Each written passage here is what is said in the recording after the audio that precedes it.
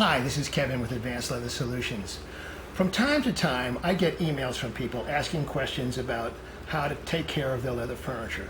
It's a pretty common thing for us, and we're happy to answer those questions. One of the most common questions I get asked is about furniture that is brand new.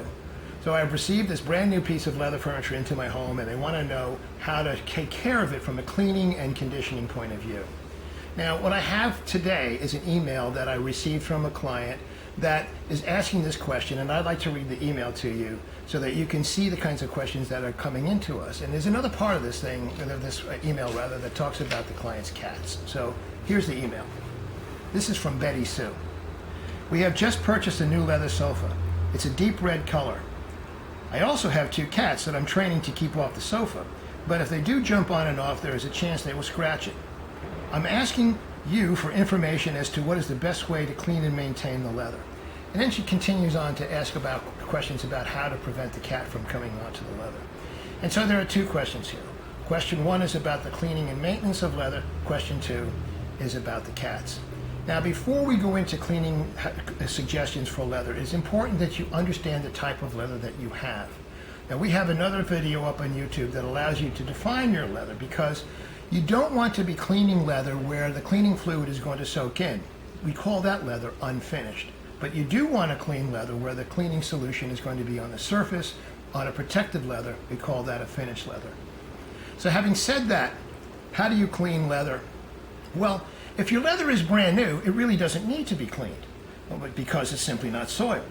But what you do want to do from a maintenance point of view is from time to time you want to wipe it down with a damp white cotton cloth to take off the topical dust.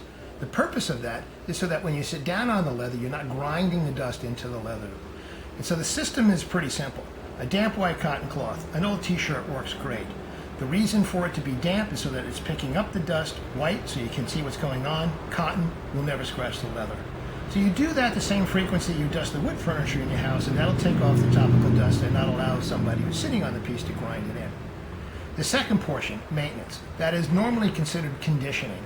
Conditioning leather, its intended purpose is to reinstill lost moisture. Now consider this.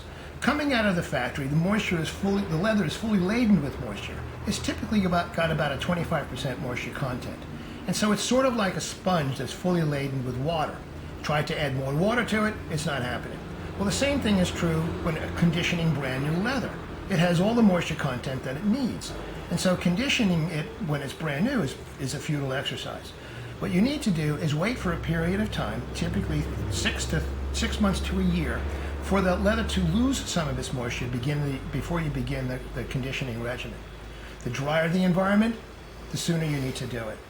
Also, the more frequently you should be conditioning leather. And so that's a pretty simple process too. A good quality leather conditioner, like our SG25, that is pH balanced to the leather, is going to work for you just fine. A light coating on the leather is all you really need to do.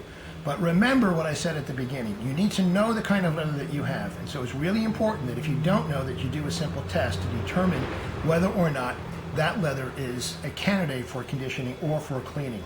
And you can do that test by just simply putting a small amount of water on a non-obvious area and see what happens. Does it soak in and darken? If so, then it's not a candidate for conditioning or cleaning unless you talk to us first. If it doesn't soak in, then you've got yourself a true candidate for conditioning. Now on to the cat. And so cat scratches is one of the most common problems that we solve. And consequently, it's something that our clients are solving with our do-it-yourself kits as well. However, the best solution is to keep the cat away from the sofa. Well, how do you do that? Well, one strategy that many of our clients have used successfully is using cayenne pepper.